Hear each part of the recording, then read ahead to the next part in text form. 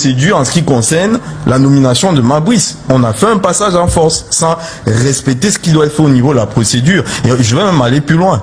Parce qu'on va y arriver tout à l'heure quand on va évoluer. Et c'est là, malheureusement, où parfois certaines décisions, finalement, quand on ne veut pas suivre la procédure, peut nous rattraper. Aujourd'hui, la FECAFOOT, quand elle va informer, ou elle a déjà informé le ministère de l'Éducation physique, elle peut avancer tranquillement. En revanche, aujourd'hui, le ministère des Sports et de l'Éducation physique se trouve dans un gros dilemme avec Mabrice. Parce que, à partir du moment où la FECAFOOT n'a pas signé le contrat de Mabrice, ce qui est différent du cas de Conceição qu'on a connu. Parce qu'en réalité, dans le cas de Conceição, la FECAFOOT avait signé le contrat de Conceição. Et donc, Conceição pouvait attaquer la FECAFOOT, ce qu'il a d'ailleurs fait au TAS et ailleurs, à la FIFA. Mais là, on se retrouve dans une situation aujourd'hui où, du fait que la FECAFOOT n'ait pas signé le contrat de Mabrice, à partir du moment où la FECAFOOT remet à disposition Mabrice à disposition du ministère de l'Éducation physique pour la FIFA, et éventuellement pour le TAS, juridiquement, c'est pas un débat. Hein.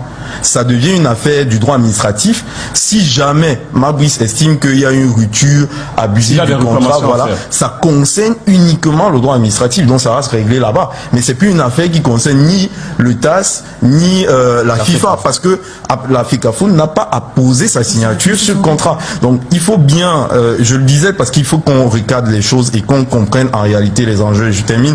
Les amis, bonjour, j'espère que vous allez bien. Tout comme moi, je suis sûr que beaucoup d'entre vous étaient en train de se poser la question, que peut-il se passer? Est-ce que la FECAFOOT pourrait être inquiétée, menacée après cette décision qu'elle a eu à prendre? Vous avez eu la réponse dans cet extrait que je viens de partager avec vous. Entre-temps, Mabrice nous avait dit qu'il n'a pas, du moins il a révélé qu'il n'a pas encore reçu de notification qui devait le faire, sûrement son employeur, dont le MINSEP. Et de l'autre côté, c'est la FIFA qui a déjà validé le nouveau sélectionneur. Vous voyez que Mabrice n'est plus sur la page. De même que le site Transfermarkt, le update is already done. De ce côté, on va tout simplement attendre ce qui va ressortir des préparatifs. En tout cas, le président de la FECAFOOT est déjà à pied d'œuvre pour travailler sur les stratégies pour donner un meilleur...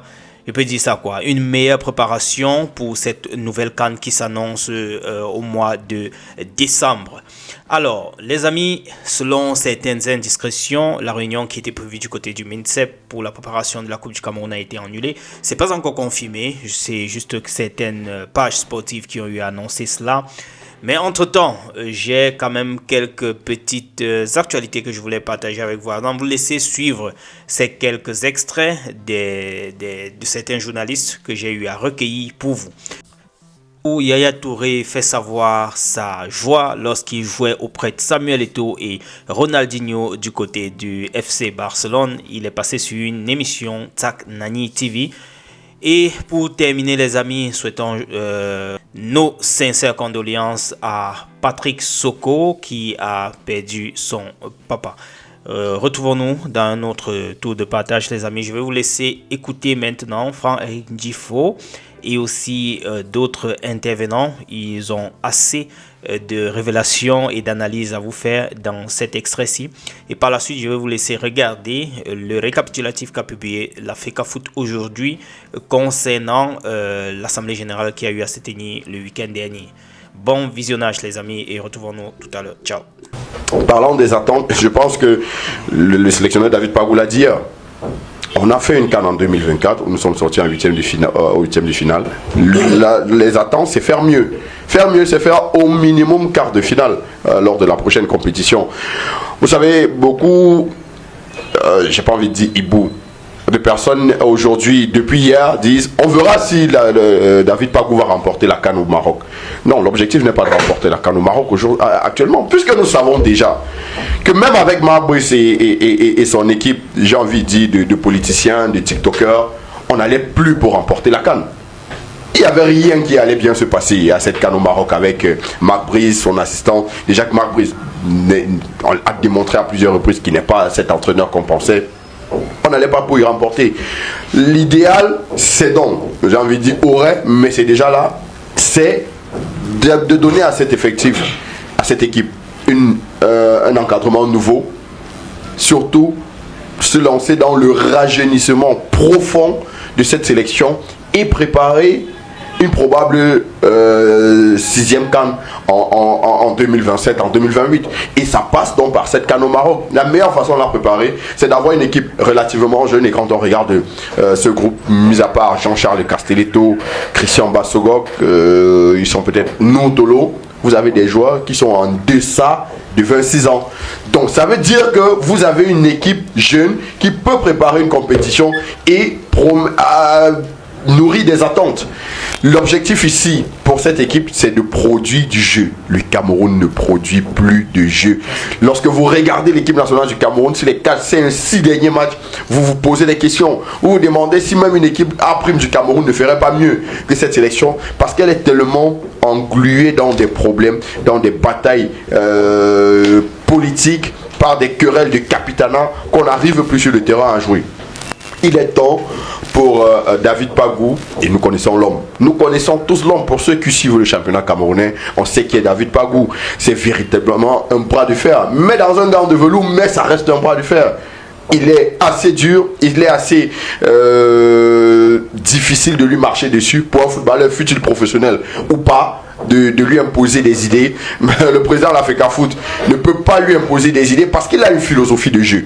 Et nous le savons, il a toujours fait avec des équipes jeunes. Que ce soit à Stade Renard où il est passé, que ce soit à PWD, on l'a très souvent vu aller chercher des jeunes joueurs sortis des académies de l'ANA Foot, faire des belles saisons avec ces jeunes-là. Donc aujourd'hui, il n'est pas dépaysé, il n'est pas déphasé quand il a une équipe nationale du Cameroun pareil et qu'il va chercher des joueurs relativement jeunes pour jouer une compétition. Après, il y a des bonnes arrivées qui pour moi, ça fait 4 ans aujourd'hui, 4 à 5 ans aujourd'hui que j'ai réclamé l'arrivée dans la sélection nationale du Cameroun d'un joueur comme Jairzinho Niamsi. Beaucoup ne le connaissent pas, mais c'est un très bon défenseur. Il m'a ébloui lorsqu'il était dans le championnat français, notamment du côté de Strasbourg où je l'ai découvert. Il a démontré qu'il était un défenseur de qualité. Je pense qu'à un moment, il a même été abordé par Rigobert Sambana, mais ça n'avait pas pu se faire.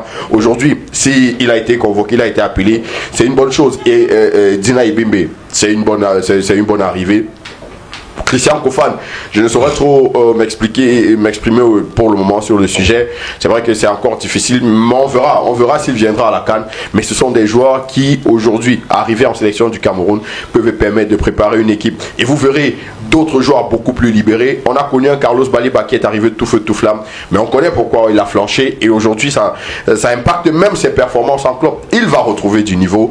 Le jeune Karl Etaillon va démontrer de quoi il est capable. On sait que c'est un véritable buteur. Ce sont des jeunes joueurs qui auront beaucoup apporté. Et depuis hier, je le dis, l'un des véritables patrons du milieu de terrain du Cameroun fait son grand retour, Olivier Kemen. C'est un bon joueur de foot et nous savons tous également qu'Olivier Kemen, lorsqu'il a commencé à avoir ses bagarres, il avait été le premier à dire qu'il ne rentrerait pas dans des batailles. Il avait donc choisi de ne pas venir à plusieurs reprises, même quand il avait été convoqué lors du regroupement de Casa avec Marc Brice, il avait choisi de ne pas venir. Aujourd'hui, nous espérons qu'il viendra parce que le milieu, la tanière, c'est un tout petit peu assaini.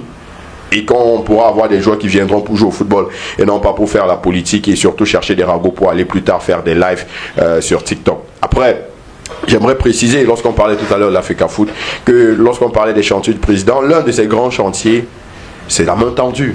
Le président de l'Africa Foot a tendu la main, même s'il a précisé qu'il va rester ferme. Il a quand même tendu la main à tous ceux-là qui ont voulu faire annuler l'élection. Vous savez, jusqu'à vendredi à 23h30, je peux vous rassurer que personne, même pas le président d'Africa Foot, n'était sûr que l'élection allait se tenir. Parce qu'il y avait encore des procès. Fidel parlait de 6, le SG parlait de 10, le président parlait de 18 procès. Le dernier verdict est tombé vendredi à 23h30 à la CCA. 23h30 à la CCA, et c'est où on a pu tenir cette assemblée générale élective. Malgré ça, le président de la Fédération camerounaise de football, Samuel Eto'o, a dit il y a une main tendue. Aujourd'hui, on a responsabilisé Bryan Mbeumo. Ça, il faut le dire la vérité aux gens. Aujourd'hui, Bryan Mbeumo est responsable de l'attaque des Lions indomptables. Il est responsable de l'équipe. Parce qu'on a conçu un groupe cohérent autour de personnes qui sont performantes et qui jouent dans de top clubs et qui ont des performances. Ça veut dire qu'aujourd'hui, quand il faudra tirer sur des joueurs qui n'ont pas aidé l'équipe nationale, on sera capable de regarder Bryan Mbeumo dans les yeux et lui dire « Tu n'as pas été à la hauteur. Tu n'avais pas de niveau. » Parce que l'équipe se construit autour d'elle. Je militerais même pour qu'on lui donne le brassard pour le responsabiliser dans cette sélection. Pour moi, je militerais que pour le responsabiliser un tout petit peu plus. Qu'on lui donne le brassard. C'est la star de cette équipe du Cameroun. Ne nous mentons pas. Ne mentons pas. Voilons pas les yeux. Il n'y a pas d'autre star, il n'y a pas un autre joueur, il n'y a pas un joueur qui a le standing de Bryan Mbeumo, que ce soit avant Marc Brice ou après Marc Brice, aujourd'hui dans cette équipe nationale. Donc pour moi, les choix opérés par David Pagou, que je connais comme quelqu'un d'assez caractériel, comme quelqu'un d'assez pragmatique, ne me surprennent absolument pas. Voilà, merci Yuni.